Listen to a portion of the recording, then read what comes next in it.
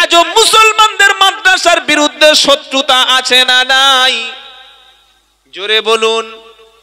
স্কুলে পড়ে সেই ছেলে জঙ্গি ট্রেনিং নিচ্ছে, তাকে কেউ জঙ্গি বলছে না, কেউ বলছে না স্কুল বন্ধ করে দাও, কিন্তু মাদ্রাসায় পড়ে একটা জঙ্গি তৈরি হয়েছে, নাম বলুন। কিন্তু যত বিক্ষোভ আর যত ক্ষোভ সবগুলো মাদ্রাসা নিয়ে।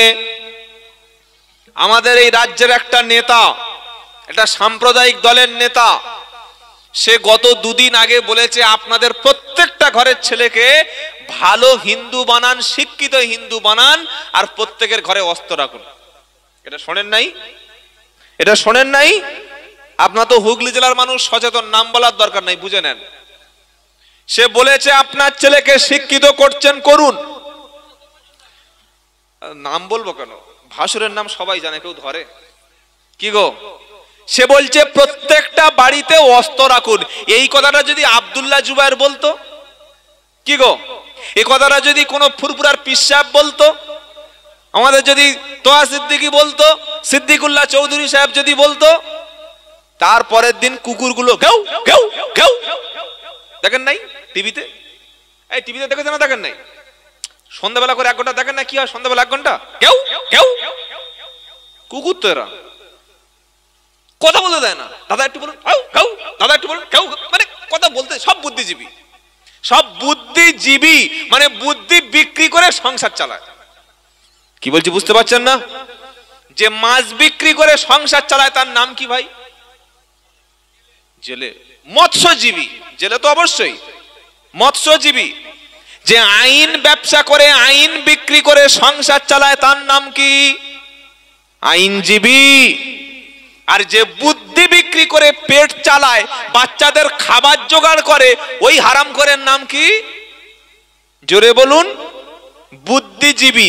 এজন্য টেলিভিশনে যারা বুদ্ধি বিক্রি করে সংসার চালায়, এদের দেখবেন 100-র মধ্যে 99টার মাথায় একটা চুল নাই। বুদ্ধির জ্বালায় সব আউট। আরো কত জায়গায় নাই আল্লাহই জানে। কি বুঝলেন? এদের রাগটা মাদ্রাসা নিয়ে, এদের রাগটা মাদ্রাসা নিয়ে। কেন? আজকের ভারতবর্ষের জমিনে স্বাধীনতার জন্য আন্দোলনে সবচাইতে বেশি রক্ত দিয়েছিল ওলামারা। তারা ভালো করে জানে যে আমরা এই দেশকে হিন্দু রাষ্ট্র বানাতে পারবো না যদি আলেমরা ওলামারা বেঁচে থাকে। আলেম ওলামারাই সবচাইতে বেশি দেশপ্রেমিক। এজন্য তাদের প্রথম টার্গেট মাদ্রাসাগুলো বন্ধ করে দাও। এবং আইনও তারা এনেছে, আনেন নাই? আনে নাই? এই যে ওয়াকাফ আইন, এই আইনটা কি ওয়াকাফ দখল করব না মাদ্রাসা বন্ধ করবো? আপনারা তো বুঝতে পারছেন না। একজন বলল, ভাই তোমার যে ঘরটা বাঁধা আছে 30 লাখ টাকা খরচ করে, ওই ঘরটার জায়গাটা আমার জায়গা, আমার বাপের জায়গা। তার মানে কি ঘরটা তোমার আছে, এটা তুমি প্রমাণ করতে পারবে? আমি বলবো না যে ঘরটা আমার, আমি বলছি ওই জায়গাটা আমার বাপের জায়গা, তোমার বাপ জোর করে দখল করেছে, করে ওই জায়গায় তুমি ঘর বেঁধে আছো, জায়গাটা আমার। জায়গা আমার মানে ঘরটা কার? জায়গাটা আমার মানে ঘরটা আমার। তো মাদ্রাসা, মসজিদ, খানকা, কবরস্থান, গুরু, তারপরে যতগুলো আমাদের ঈদগাহ আছে, বলছে এগুলো ওয়াকাফ সম্পত্তি, আমরা দখল করব। তো ওয়াকাফ সম্পত্তির উপরে তোমার বাবার ঘর দাঁড়িয়ে আছে, এখানে মাদ্রাসা আছে, মসজিদ আছে, খানকা আছে, মাজার আছে, কবরস্থান আছে। তাদের সাহস কত বড়! খাজা মঈনুদ্দিন চিশতির কবরটাকে বলছে এটা শিবলিঙ্গ। বলছে কি বলে না? সাহসটা কত বড় দেখেছেন? খাজা মঈনুদ্দিন চিশতির কবরটাকে শিবের লিঙ্গ বানিয়ে ফেলেছে। সেজন্য ঐক্যের সময় আমাদেরকে ইমানের পরীক্ষা দিতে হবে, রুখে দাঁড়াতে হবে। ভেদাভেদের দিন ভুলে গিয়ে ওয়াকাফ বিল যদি পাশ হয়ে যায়, আপনি আর রোহিঙ্গা মুসলমান দুজনের মধ্যে পার্থক্য থাকবে না। জীবন দিয়ে হলেও এই বিলটাকে আমাদের রুখে দিতে হবে সকলে, ইনশাআল্লাহ। বলুন, বলুন ইনশাআল্লাহ। কোন পীর সাহেব ডেকেছে, কোন জামাত ডেকেছে, কোন তাবলীগ জামাত ডেকেছে, এটা দেখবেন না। যারা এই ওয়াকাফ বিলের পক্ষে কথা বিলের বিরুদ্ধেই যারা আছে, যারা মসজিদের পক্ষে, মাদ্রাসার পক্ষে, মুসলমানদের পক্ষে আছে, তথা দেশের সংবিধান বাঁচানোর জন্য যারা লড়াই করবে, আমরা সকলে তাদের পাশে আছি। বলি ইনশাআল্লাহ, বলি ইনশাআল্লাহ। খবরদার সব কথা ভুলে যান। তুমি তাবলীগ, তুমি ফুরফুরা, ওসব বলবেন না, ওসব কথা বলার সুযোগ আর নাই। আল্লাহর নবী সাল্লাল্লাহু আলাইহি সাল্লামের বিরুদ্ধে যখন দেখলো যে আইন পাশ করে হলো না, তখন আল্লাহর নবীর বিরুদ্ধে তারা মিথ্যা এলিগেশন দিল। তারা বললে মুহাম্মদ মাজনুন, নাউজুবিল্লাহ। কি বলল? ওয়াকালু ইয়া আইয়ুহাল্লাযী নুজ্জিলা আলাইহি যিকরু ইন্নাকা লামাজনুন।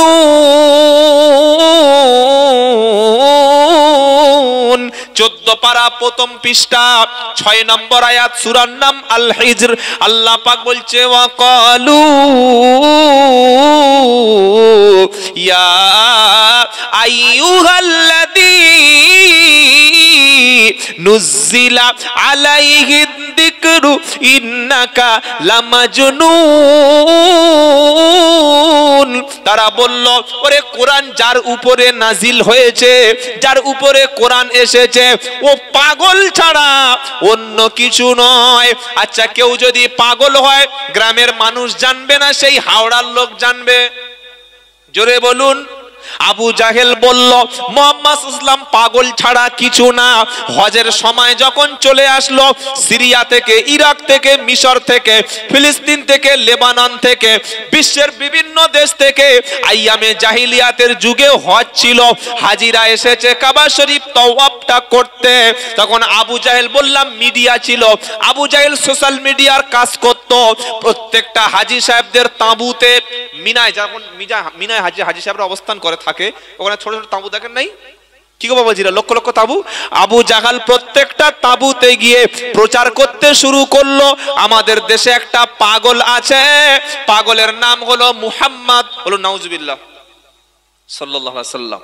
খবরদার তার কাছে যাবে না, কি বলছে শুনবে না, তার কাছে কোনো ভাবেই যাবে না, ওর কাছে গেলে তোমরা গোমরাহি হবে। এই কথা বলে প্রত্যেকটা তাঁবুতে তাঁবুতে প্রচার করলো। তখন লোকেরা বলল, পাগল যদি থাকে, আর কিরকম পাগল একটু দেখে আসি। পাগল দেখার লোক সমাজে আছে না নাই? কি বলছি বুঝতে পারছেন না? বাংলাদেশে একটা পীর সাহেব ন্যাংটা পীর। কি পীর? মানে যত পীরের ভণ্ডামি গুলো সব বাংলাদেশে গেলে পেয়ে যাবে। ল্যাংটা পীর। আর একটা পীর আছে গাছে ঝুলছে, ও কোনোদিনও নামাজ পড়ে না। তো এই ল্যাংটা পীর, তার মিনিমাম 1 থেকে 1.5 লাখ মুরিদ। করাক বললাম 1 লাখ মুরিদ যদি কারোর হয়, ওর আর কাজ করতে হবে? আরে বলছেন না কেন? প্রতিদিন কেউ না কেউ টাকা দেবে, কেউ চাল দেবে, কেউ ছাগল দেবে, আর আপনাদের হুগলির আলু তো যাবে বাড়িতে। কি এমনিতে সংসার চলে যাবে। কি বুঝলেন? বিনা পুঁজির কারবার, ভণ্ডামি করলে বিনা পুঁজিতে সংসার চলে যায়। তো ওর কাছে আবার স্পেশাল কিছু ওর ভক্ত আছে। কেউ যদি প্রশ্ন করে যে পীর সাহেব পোশাক পরেনি কেন, এই বেয়াদব চুপ, তো চোখ আছে? মারে প্রতি চোখ আছে? ওই চোখটার জন্য 12 বছর জঙ্গলে জিকির করতে হয়। 12 বছর জঙ্গলে যা, আমার পীর সাহেব জিকির করতে করতে করতে এমন মাকামে পৌঁছে গেছে, তার পোশাকই লাগে না। ও চোখ তোদের নাই, তোরা পারবি কি করে? অথচ প্রত্যেকটা পুরুষের জন্য নাভি থেকে হাঁটু পর্যন্ত ঢেকে রাখা ফরজ। তো এই যে পাগল বলে সমাজ একটা বদনাম করে দিল, তখন মক্কার লোক বললো, ঠিক আছে চল পাগল দেখি, কিরকম পাগল একটু দেখি। আবার নাম বলে দিয়েছে ধরে ধরে, মুহাম্মদ সাল্লাল্লাহু আলাইহি ওয়াসাল্লাম। কি আমার নবী পাগল? নাউজুবিল্লাহ বলবেন না?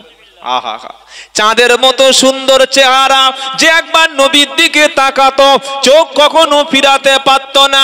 নবীর গোঁপটা একদম হালকা সুন্দর, দাড়িটা চাঁদের মতো দাড়ি, মুখে যখন ঘেমে যেত নুরানি চেহারা হয়ে যেত, মনে হতো যেন চেহারার উপরে মুক্তা জমে আছে। আল্লাহর নবীর দন্দন মোবারকের মাঝখানে মাঝখানে হালকা হালকা ফাঁকা ছিল। নবী সাল্লাল্লাহু আলাইহি ওয়াসাল্লামের চক্ষুটা একেবারে কালো কুচকুচে চোখ ছিল। আল্লাহর নবীর চুল মুবারকটা ঘাড়ের কানের লতি পর্যন্ত তিনি ফেলে রাখতেন। বেশিরভাগ সময় নবী সাদা পাঞ্জাবি পরতেন, মাথায় সুন্দর পাগড়ি থাকতো। আল্লাহর নবী সাল্লাল্লাহু আলাইহি ওয়াসাল্লাম অধিক সময় তিনি নীরব থাকতেন, তিনি পরিষ্কার পরিচ্ছন্ন থাকতো। 500 মানুষ যদি একটা মজলিসে বসে থাকতো, যে কোনো মানুষ গেলে বুঝতে পেরে যেত উনি হলেন বিশ্ব নবী মুহাম্মদ মুস্তাফা। জোরে বলবেন না সুবহানাল্লাহ? দেখেই চিনতে পারতেন উনি মুহাম্মদ মুস্তাফা সাল্লাল্লাহু আলাইহি ওয়াসাল্লাম। আল্লাহু আকবার, এত সুন্দর চেহারা।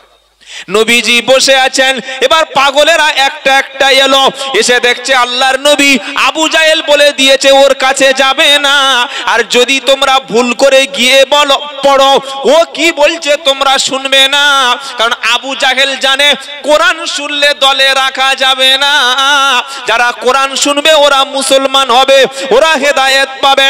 তাই আবু জাহেল বলল মুহাম্মাদের কথা শুনবে না, ওরা প্রত্যেকে কানে একটা করে আঙুল দিয়ে চলে গেল।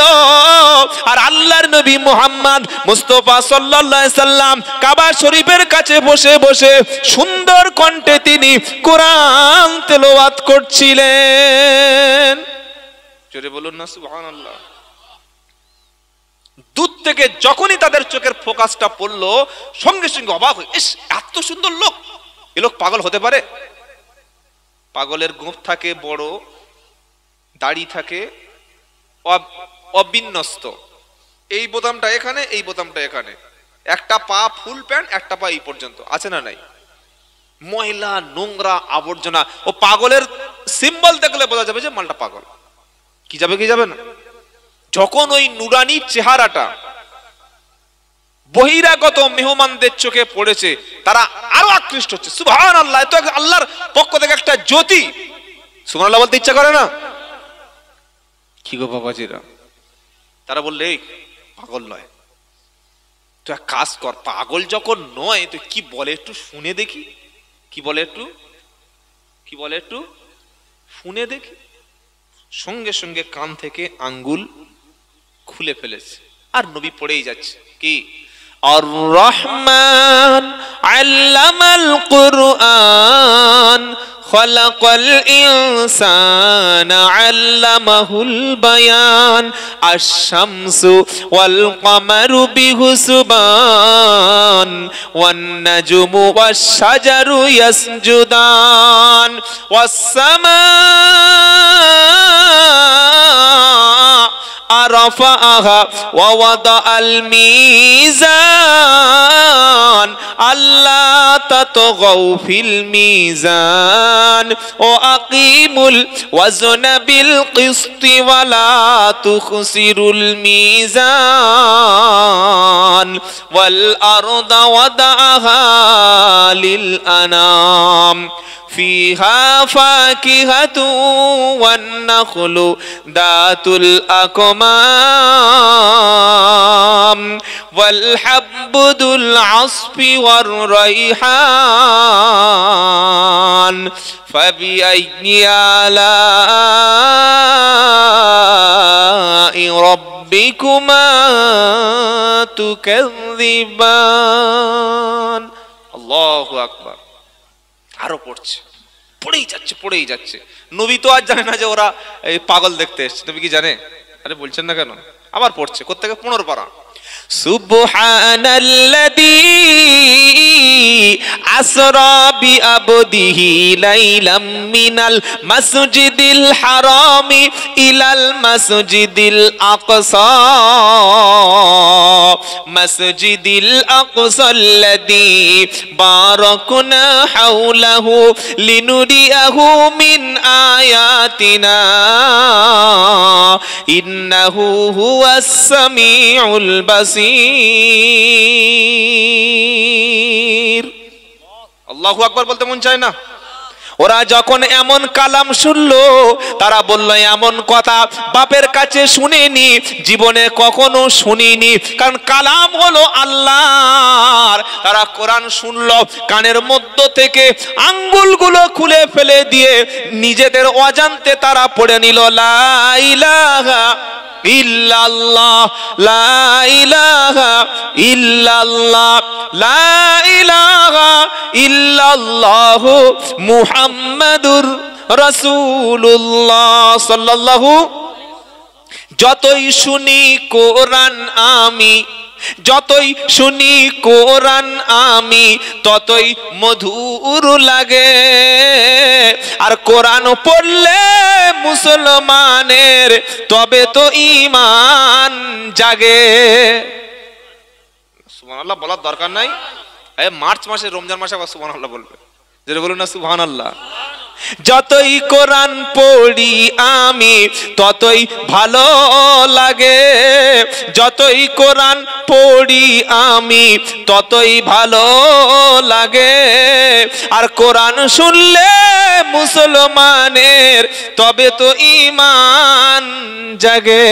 পড়ো কোরআন, পড়াও কোরআন, ফিরে এসো মুসলমান। আর কোরআন পড়ে করলে আমল, মরণের পরে যাবে বাগান।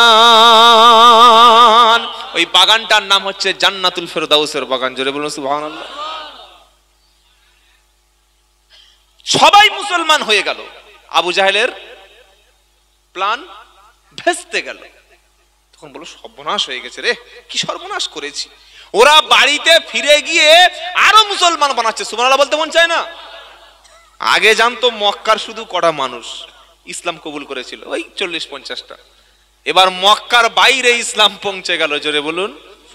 কারণ আল্লাহর কি কথা আছে, ওয়া রাফা'না লাকা যিকরাক, ওয়া রাফা'না লাকা যিকরাক। আল্লাহ বলছেন নবী, আপনার নামের প্রশংসা, আপনার নামটা, আপনার মর্যাদাটা আমি আল্লাহ সারা পৃথিবীতে ছড়িয়ে দেব। সবার উপরে আপনার নামটা থাকবে।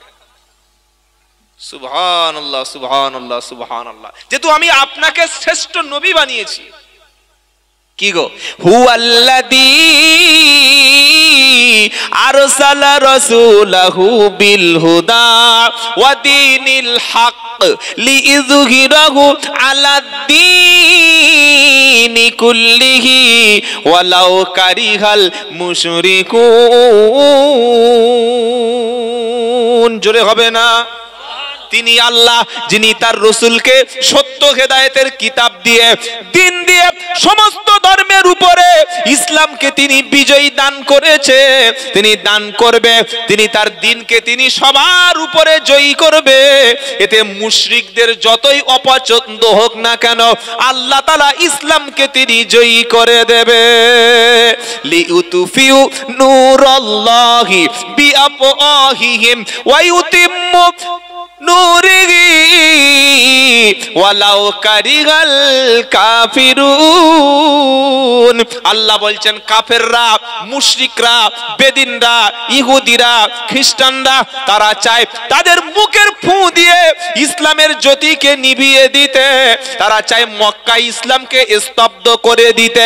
আমার আল্লাহ বলছে আমার নূরকে, আমার জ্যোতিকে আমি আল্লাহ সারা বিশ্বে ছড়িয়ে দেব।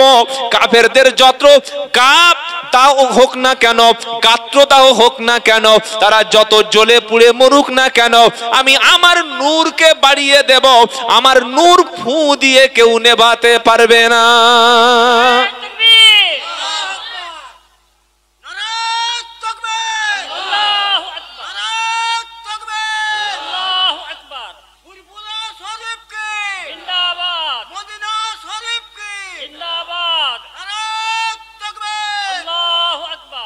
এ আল্লাহওয়ালা ভাইরা, বাবাজিরা, যদি কোনো ব্যক্তি সাইকেল নিয়ে বলে আমি ট্রেনের সঙ্গে ধাক্কা মারবো, হ্যাঁ, ট্রেনটা দুমড়ে মুচড়ে, ট্রেনটা দুমড়ে মুচড়ে, আরে বলছেন না কেন? তুমি সামান্য, হ্যাঁ, তুমি ক্ষমতা এসে বলছে ওয়াকফ সম্পত্তি নেব, মাদ্রাসা বন্ধ করব। তোমার বাবা ছিল ফেরাউন, পারেনি। আবু জাহেলের পুরো পাওয়ার পারেনি, মক্কায় পারেনি, মদিনায় পারেনি, কেউ পারেনি। আল্লাহ বলছে আমার, তোমরা চাইছো তোমাদের ফু দিয়ে আমার নূরকে স্তব্ধ করে দিতে, আর আমি আল্লাহ বলছি সারা পৃথিবীতে ইসলাম ছড়িয়ে দেবো। সুবহানাল্লাহ বলতে মন চায় না? কি গো বাবাজিরা, এটা আল্লাহর ওয়াদা, আল্লাহ করবে। আপনি যদি না করেন কাউকে না কাউকে দিয়ে করে নেবে। নেবে কি নেবে না? দিনের পক্ষে থাকুন, ইসলামের পক্ষে থাকুন, কোরআনের পক্ষে থাকুন, আল্লাহ ওয়ালাদের পক্ষে থাকুন, মাদ্রাসার পক্ষে থাকুন, জান্নাত পেয়ে যাবেন। বলুন সুবহানাল্লাহ। তারা যখন দেখলো হলো না, সব লোক তো মুসলমান হয়ে গেল, তারা কি করলো জানেন? 3 নম্বর প্ল্যান করলো। ক নম্বর? 3 নম্বর প্ল্যান। 3 নম্বর প্ল্যানটা কি? তারা ধরুন এই আজকের কোরআনের মজলিস চলছে, তাই তো বাবা? কোরআনের মজলিসের পরের দিন তারা গানের মজলিস চালু করতো। কি বলছে বুঝতে পারছেন না? বড় কষ্ট লাগে সবচাইতে তখন, ফ্রিজের পানি, বড় কষ্ট লাগে তখন যখন দেখি কোনো মুসলিম মহল্লায় মুসলিমের বিয়ের বাড়িতে গানের অনুষ্ঠান চলছে। কি বলছি বুঝতে পারছেন না? মুসলমান ছেলের বিয়ে হচ্ছে, মুসলিম মহিলা গেটে লিখে দিয়েছে এলাহি ভরসা 786, উপরে মেয়ের নাম সামিরন আর নিচে ছেলেটার নাম শহীদুল। হচ্ছে কি হয় না? গেটে নাম লেখা থাকে না, এলাহি ভরসা 786, শহীদুল উপরে সামিরন, আর দুপারে দুটো জেবিএল বক্সে ধুড়ুম ধাড়াম। হয় কি হয় না? কি গো, আবু জাহেল যখন দেখলো হজে গিয়ে মোহাম্মদকে রোকা যাবে না সাল্লাল্লাহু আলাইহি ওয়াসাল্লাম, কোরআন বন্ধ করে দিয়ে মানুষকে রোকা যাচ্ছে না, হাজার হাজার দলে মোহাম্মদ সাল্লাল্লাহু আলাইহি ওয়াসাল্লামের ভিড়ে যাচ্ছে, তখন নাজার বিন হারেসা একজন খুব বড় ব্যবসায়ী ছিল। ওই ব্যবসায়ী রোম দেশ থেকে অনেক সুন্দর সুন্দর নায়িকা তুলে আনলো, সেই যুগের টপ র্যাঙ্কের নায়িকা, তাদেরকে কিনে আনলো। আর এরকম বিভিন্ন গল্পের পুস্তক বই, রোমান বাদশাদের বড় বড় কাহিনীগুলো তারা নিয়ে চলে আসলো। যখন আল্লাহর নবী কোরআনের মজলিসে বক্তব্য করত, এরকম একটা করে কোরআনের মজলিস কায়েম করত। তার পরের দিন আবু জাহেল, আবু লাহাবের উত্তরসূরিরা, নাজার বিন হারেসা, এরকম বড় বড় কাফেররা টাকা দিয়ে নর্তকী উলঙ্গ মেয়েদেরকে কিনে এনে আর বাজারে বই পুস্তকগুলো কিনে এনে যেদিন মুহাম্মদ সাল্লাল্লাহু আলাইহি সাল্লামের কোরআনের অনুষ্ঠান, তার পরের দিন সেখানে হতো গানের অনুষ্ঠান। বললে হুজুর এটা আপনি দেখেছেন? হ্যাঁ দেখেছি। আপনি দেখবেন? কথা বলেন না। দেখবেন? হ্যাঁ বলুন, তবে তো মাল বার করবো। কি সাপ এসে প্রথমে সাপ খেলাতে কাঁদেছে, ডুক ডুক ডুক ডুক ডুক ডুক ডুক, বাজায় না আর 25-30 জন লোক জমে গেল। তখন প্রথমে সেই একটা সাপ বার করলো, ফুস। কি সাপ? কেউটে সাপ। তখন সকলে বলছে ভাই আপনার কাছে খড়িস আছে? খড়িস আছে, টাকা দাও, মালদার করবো। 5 টাকা 10 টাকা চাল ডাল মেয়েরা দিয়ে দিল। বলো তোমার কাছে চন্দ্রপড়া আছে? মারলেই ঠান্ডা ওই মাল আছে মানে? ওই তো বার হও, একটু বাঁশদা বাসি দিল, বাঁশি ভিজে গেল। তো আপনারা বললে তবে তো মাল বার করবো। দেখতে চান? সূরার নাম লুকমান। কোন সূরা? জোরে বলুন। লুকমানটা পড়বেন। সূরা লুকমানের প্রথমেই লেখা আছে। কি গো? হ্যাঁ, আল্লাহর নবী সাল্লাল্লাহু তাআলা আলাইহি ওয়াসাল্লাম যখনই কোরআনের মজলিস করত, যখন যেখানে, তখন তারা কি করতেন? কোরআনের মজলিসের পরের দিন সঙ্গে সঙ্গে তারা কি করতেন? গানের, শুধু গান নয় রে ভাই, শুনলে চোখ একদম পুরো ছাড়া বড়া হয়ে যাবে। তার পরের দিন তারা 4-5টা সুন্দর সুন্দর মেয়ে আনতো। আর সেখানে আব্দুল্লাহ জুবাইর না এসে যদি আমার ওই অন্য একটা গানের নায়িকা চলে আসতে, এখানে লোক হতো সকাল পর্যন্ত, হাজার হাজার লোক। তবে আলহামদুলিল্লাহ আগের মতো এখন আর সিনেমাওয়ালাদের ব্যবসা চলে না। আগের মতো এখন আর গান বাজনা যুবকেরা শোনে না। এখন মানুষ ওলামাদের পিছনে, হাক্কানি কোরআন ওলাদের পিছনে, দিনের দায়ীদের পিছনে মানুষ ছুটছে। বলুন সুবহানাল্লাহ। দেখছেন না বাংলাদেশে মিজানুর রহমান আজহারি সাহেব, ওই খুনি হাসিনা 5 বছর তাকে দেশান্তরিত করেছিল মালয়েশিয়ায়। এখন যে মজলিসে যাচ্ছে 10 লাখ 20 লাখ 25 লাখ লোক একদিন আগে থেকে লোক বসে আছে। বলুন আলহামদুলিল্লাহ। এটা কিসের মুজিজা? কোরআনকে কেউ কোনোদিন আটকে রাখতে পারে না। তাই নায়ক নায়িকারা বহুত চিন্তা এখন আছে যে আমাদের সংসার চলবে কি করে। এরা আমাদেরকে বলে এইভাবে প্রেম করো, এইভাবে অপরের মেয়েকে তুমি ভাগিয়ে নিয়ে এসো, এইভাবে অন্য মেয়েকে প্রপোজ করো, এইভাবে তোমরা প্রেমের অভিনয় করো। যারা আমাদের ভালোবাসা শেখায়, অথচ তাদের প্রত্যেকের জীবনে ভালোবাসা নাই। একটাও নায়ক নায়িকা ভালোবাসার কারো দেখাতে পারবেন না। 2-3টে বউ, এই আমাদের যে নতুন করে একটা বিয়ে করেছে, ওই নামটা কি, ওই যে বেন্ডের মতো, যে কানটা একটু খাড়া মতো আছে না, ভুলে যাচ্ছি, আমাদের তৃণমূলের একজন নেতা গো, নামটা মনে নেই আর বলেও লাভ নাই, থাক, বোকা লক্ষ্য টাকা, কাঞ্চন মল্লিক। ওর শাশুড়ির থেকে জামাইয়ের বয়স বেশি, শাশুড়ির থেকে, জানেন না, এটা 3 নম্বর স্ত্রী ওটা, সুবহানাল্লাহ, 3 নম্বর। কি বুঝলেন? ওরা আমাদেরকে প্রেম শেখায়, যে এইভাবে প্রেম করতে, এইভাবে মেয়েদের প্রপোজ করতে হয়, ভালোবাসা শেখায়। অথচ প্রত্যেকটা সিনেমার হিরো এবং হিরোইন কারোর বউ টেকেনি, কারোর স্বামী নাই। কেন? আসল ভালোবাসা আছে ইসলামের মধ্যে, বলুন সুবহানাল্লাহ। ইসলাম তো ভালোবাসা শিখিয়েছে, ছোটদের মহব্বত করো, বড়দের সম্মান করো, সুবহানাল্লাহ বলবেন না? আমরা আমাদের আলেম ওলামাদের দেখলে, আল্লাহ ওয়ালাদেরকে দেখলে সালাম করি। আলেম ওলামাদেরকে মুসলমান সমাজ কলিজা দিয়ে ভালোবাসে। আলেম ওলামাদের মুসলমান সমাজ মাথার তাজ মনে করে। আলেম ওলামাদের মুসলমান সমাজ লক্ষ লক্ষ মানুষ তাদের কথা শুনে নেয়। তাই সিনেমাওয়ালাদের বাজার এখন খুব খারাপ, নায়ক নায়িকাদের বাজার এখন খুব খারাপ। এই নাজার বিন হারেসা রোম দেশ থেকে সুন্দরী সুন্দরী নায়িকা ছোট্ট ছোট্ট ড্রেস পরিয়ে এনে মঞ্চে নাচাতে শুরু করলো। কোন মঞ্চে? যে মঞ্চে গতকাল বিশ্ব নবী মুহাম্মদ মুস্তাফা সাল্লাল্লাহু আলাইহি সাল্লাম আল্লাহর কোরআনের দাওয়াত দিয়ে গেছে, সেই মঞ্চে নাজার বিন হারেসা রোম দেশ থেকে নায়িকাদেরকে এনে তারা এখানে গান বাজনা শুরু করে দিয়েছে। বাবাজিরা, আল্লাহ ওয়ালা ভাইয়েরা, গান বাজনা যখন হয়ে গেল, হাজার হাজার লোকের জমায়েত হলো, তখন ওই নাজার বিন হারেসা এবং আবু জাহেল, আবু লাহাব কাফেরগুলো বলল, মুহাম্মদ সাল্লাল্লাহু আলাইহি সাল্লাম তোমাদের জান্নাতের হুরেদের গল্প শোনায়, মদের কথা বলে, জান্নাতের সৌন্দর্যের কথা বলে। এই দেখো রোমের বাচ্চাদের সুন্দর সুন্দর জীবনী, এই দেখো সুন্দর সুন্দর টাটকা হুর। মুহাম্মদ বলে সাল্লাল্লাহু আলাইহি সাল্লাম, তোমরা ইন্তেকাল করে মারা গেলে বিচার হবে, বিচারের দিন জান্নাত পাবে, জান্নাতে হুর মিলবে। আরে বাকি জিনিস কবে মিলবে ওটা ছেড়ে দাও, টাটকা হুর এনেছি, এর সঙ্গে তোমরা সঙ্গ দাও। কি গো? সেই কথাটাই কোরআনের সূরা লুকমান আপনাদের এক্ষুনি বলতে শোনাচ্ছি। এইভাবে লোক জমাচ্ছে, কি করছে?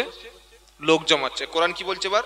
ওয়ামিনান নাসি মাইয়াশতারি লাহুয়াল হাদিসি লিউদিল্লা আন সাবিলিল্লাহি বিগাইরি ইলম। আল্লাহ ধরে ধরে বলছে, সূরা লুকমান আয়াত নাম্বার 4। কি বলছেন আল্লাহ তাআলা? ওয়ামিনান নাসি মাইয়াশতারি লাহুয়াল হাদিসি লিউদিল্লা আন সাবিলিল্লাহি বিগাইরি ইলম। আহা, মানুষের মধ্যে কিছু মানুষ তারা বাজার থেকে এমন কিছু খরিদ করে এনেছে, কিছু নায়িকা খরিদ করলো, কিছু গান বাজনা খরিদ করলো। আল্লাহর নবীর কোরআনের মজলিসটা যেখানে চালু হতো, তারপরের দিন মহিলারা সেখানে নর্তকী করত, তারপরের দিন তারা বিভিন্ন পুস্তক, বিভিন্ন লিফলেট তারা বিলি করত, আর তারা বলতো মুহাম্মদ তোমাদেরকে হুরের কথা বলে।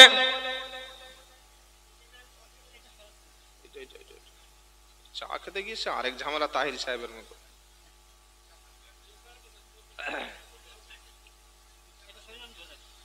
করবো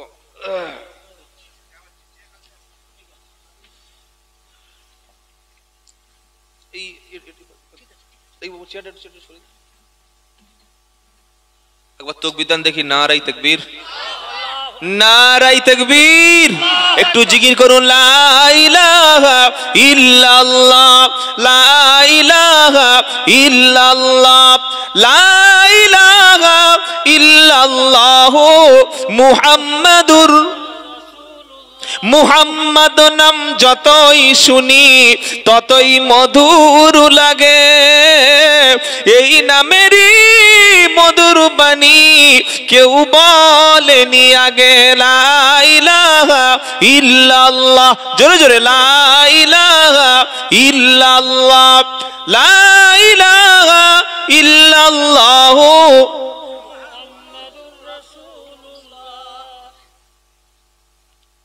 ওয়ামিনান নাসি মাইয়াশতারি লাহুয়াল হাদিস।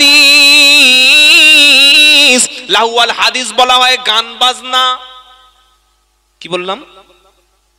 এমন একটা জিনিস যেটা আল্লাহর রাস্তা থেকে, কোরআনের রাস্তা থেকে, দ্বীনের রাস্তা থেকে আলেম ওলামাদেরকে, মানুষদেরকে বিচ্ছিন্ন করে দেওয়া যায়, এই জিনিসগুলোকে বলা হয় লাহুয়াল হাদিস। আজ মুসলমানদেরকে কোরআন থেকে দূরে রাখার জন্য গান বাজনা, যত রকমের খেলা সব সমাজের মধ্যে চালু করে দেওয়া হয়েছে। যখন তারা কোরআনের মজলিসের পরের দিন এই জিনিসগুলো পরিচালনা করত যাতে মানুষগুলো আল্লাহর নবীর থেকে দূরে সরিয়ে দেওয়া যায়, কিন্তু না, আবু জাহেল সফল হয় নাই। যখন আল্লাহর নবীর মজলিসে কোরআন হতো, লক্ষ লক্ষ মানুষ তারা ভিড় লেগে যেত। সুবহানাল্লাহ, সুবহানাল্লাহ। সাথে সাথে রেজাল্ট কি হতো জানেন? যারা আসতো আল্লাহর নবীর মজলিসে, কোরআন শুনে চোখের পানি ফেলে মুসলমান হয়ে তারা বাড়ি চলে যেত। জোরে বলবেন না সুবহানাল্লাহ। কি গো বাবাজিরা, এটা কোরআনের মুজিজা। এজন্য মাদ্রাসার কাছে যারা আসবে, আল্লাহ ওয়ালাদের কাছে যারা আসবে, দ্বীনের দায়ীদের কাছে যারা আসবে, সুন্নাতের নববীর কাছে যারা আসবে, তাদের জীবনে পরিবর্তন আসবে কি আসবে না? সেজন্য সব সময় নিয়ত করবেন আলেম ওলামাদের পক্ষে থাকবো, হাক্কানি আল্লাহ ওয়ালাদের সোহবতে থাকবেন, জীবন পাল্টে যাবে। কেউ যদি মেথরের সঙ্গে ঘোরে, তার শরীরে আতরের খুশবু এক ফোঁটা মিলবে না। মেথরের বিবি বাজারে গিয়েছে, তোমাদের লোক বাড়ি এসছে না গো, বললে কই না তো না, বলো বাইরে বসো। মেথরের বিবির গায়ে মেথরের যে ওই সেন গন্ধ আছে না নাই? বুঝতে পারছেন না কি বললাম? যারা পায়খানা পরিষ্কার করে তাদের বিবির কাছে ওই মালের সেন পাওয়া যাবে। আর যে আতর বিক্রি করছে বাজারে বসে, আপনি কেনার দরকার নাই, মাখার দরকার নাই, ওর সামনে গিয়ে আধ ঘন্টা বসুন, চলে আসলে সেন আছে না নাই? আছে না নাই? কোরআন হলো আল্লাহর পক্ষ থেকে জান্নাতি সুবাস। বলুন সুবহানাল্লাহ। এর কাছে বসলে সেন পাবেন। সেই সুঘ্রাণটা হলো জান্নাতি সুঘ্রাণ। কিসের সুঘ্রাণ? এই যে হাফেজগুলো পাগড়ি পেল, যে হাফেজগুলো পাগড়ি পেল, চারটিখানি ব্যাপার নয়। মাথায় একটা সাদা কাপড় ওস্তাদরা আমরা ওলামারা জড়িয়ে দিলাম, না রাই তাকবীর মনে করলাম না, এ তো দুনিয়ায় 250-300 টাকা দামের কাপড়ের পাগড়ি পেল। আর এর বাপ আর এর মা কিয়ামতের দিন আল্লাহর পক্ষ থেকে একটা নূরের তৈরি পাগড়ি পাবে। জোরে বলুন সুবহানাল্লাহ।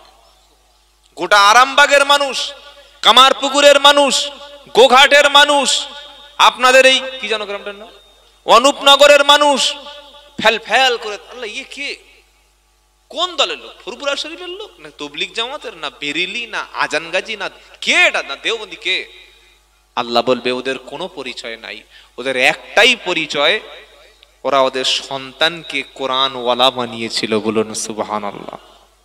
ওরা নিজেরা হয়তো আলেম ছিল না, নিজেরা হাফেজ ছিল না, নিজেরা মাওলানা ছিল না, কিন্তু এই অনুপনগর মাদ্রাসায় কোরআনের মহব্বতে, কোরআনের ভালোবেসে, দিল থেকে কোরআনকে ভালোবেসেছিল, কোরআনকে ভালোবেসে সন্তানকে মাদ্রাসায় দিয়েছিল।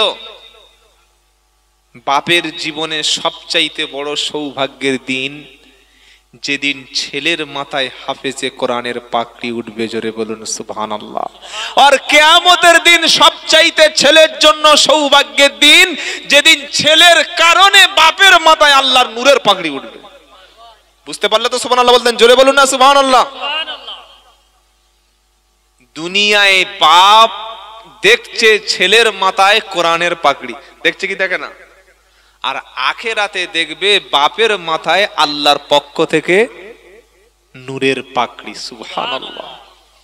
সেদিন লোক জিজ্ঞাসা করবে, আল্লাহ এই লোকটা কি এমন আমল ছিল, তার কোনো বাতেনি আমল ছিল, তাহাজ্জুদ, কোন ইবাদত, কিসের ইবাদতে সে এমন করলো?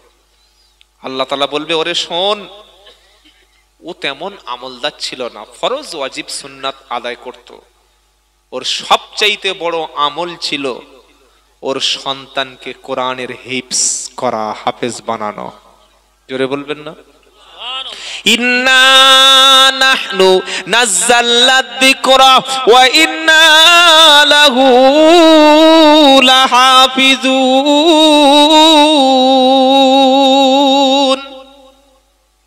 14 পারা প্রথম পৃষ্ঠা 6 নম্বর লাইনের 9 নম্বর আয়াত, সূরার নাম সূরা আল হিজর। আমার আল্লাহ বলছে, বান্দা নিশ্চয়ই আমি আল্লাহ কোরআন নাজিল করেছি, ওটার হেফাজতের দায়িত্ব আমি আল্লাহ স্বয়ং নিজেই নিয়ে নিলাম। পৃথিবীর জমিনে অসংখ্য আসমানি কিতাব ছিল, তাওরাত, জাবুর, ইনজিল আর সহিফা। কোন কিতাবের দায়িত্ব জিম্মাদারি আল্লাহ নেবেছেন বলে এরকম কোন গ্যারান্টি কোন কিতাবে নাই। কি গো? কিন্তু আল্লাহ তাআলা তিনি বলেছেন কোরআনের দায়িত্ব আমার। নবী ঈসা আলাইহিস সালাম আল্লাহর কাছে চলে গেছেন, 600 বছর হয়নি, তার আগে ইনজিল শেষ মানে বিকৃতি করতে করতে খ্রিস্টানরা ওল্ড টেস্টামেন্ট 12টা বাজে দিয়েছে। 1400 বছর হয়ে গেছে, 1442 বছর হয়ে গেছে। কি গো? আজও পর্যন্ত নবীর যুগে যেভাবে কোরআনের অক্ষরগুলো বা তেলাওয়াত যেভাবে ছিল, সামান্য পরিবর্তন হয়েছে? হ্যাঁ বা না বলুন? 2030 সালে একটু পাল্টে যাবে। কেন যাবে না? হাফেজদের জন্য। ইন্না নাহনু নাযালনা যিকরা ওয়া ইন্না লাহু লাহাফিজুন। আমার আল্লাহ বলছেন নিশ্চয়ই আমি আল্লাহ এটাকে নাজিল করেছি, হেফাজতের দায়িত্ব আমি আল্লাহ স্বয়ং নিজে আমি হাতে নিয়ে নিলাম। একবার সকলে জোরে বলুন সুবহানাল্লাহ। আপনার সন্তান ডাক্তার করুন, মাস্টার করুন, ইঞ্জিনিয়ার করুন, প্রফেসর করুন, আপনার ছেলেকে সাংবাদিক বানান, সবকিছু নির্দিষ্ট বয়স হবে। কিন্তু আপনার সন্তানটা জন্মের পরে যখন কথা বলতে শিখবে, 3 থেকে 4 বছর বয়স, ওই সময় আপনার সন্তানটা আগে আসবে মাদ্রাসায়। 2 থেকে 2.5 বছর সময় লাগবে, 1 থেকে 1.5 বছর সময় লাগবে। 4 থেকে 5 বছর কিংবা 6 বছরের ছেলেকে একটু মাদ্রাসায় পাঠিয়ে দিন।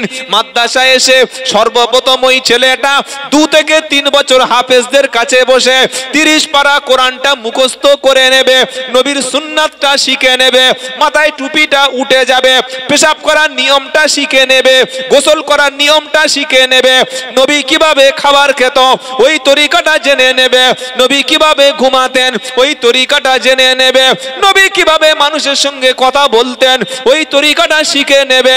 আমার আপনার ছোট্ট বাচ্চা ছেলে 2 বছর যখন নবীর শোয়াটা শিখে নেবে, নবীর ঘুমানোটা শিখে নেবে, নবীর কথা বলার স্টাইলটা শিখে নেবে, নবীর মতো চুল কাটার স্টাইলটা শিখে নেবে, নবীর মতো নামাজটা শিখে নেবে। ওর হাতে যদি মদের বোতল ধরিয়ে দিয়ে ওর বুকে বন্দুক ধরা হয়, ও জীবনে কখনো মদের বোতল ধরবে না। মুসলমানদের জীবনের সবচাইতে বড় ফল্ট এই জায়গায়, সন্তানকে আগে হাফেজ না বানানো, আগে কোরআন না দেওয়া। বাঁশ বোঝেন? বাঁশ বুঝেন না? আমরা তো বাঙালিরা বাঁশ দেওয়াতে 1 নম্বরে আছি। কে কাজ দেবে এইটা প্রতিযোগিতা চলছে। বাঁশ বোঝেন না? এই বাঁশ যখন বাচ্চা থাকে, ছোট থাকে, তখন যেদিকে সেদিকে ঘোরানো। কাঁচা বাঁশ ঘোরানো যায় কি যায় না?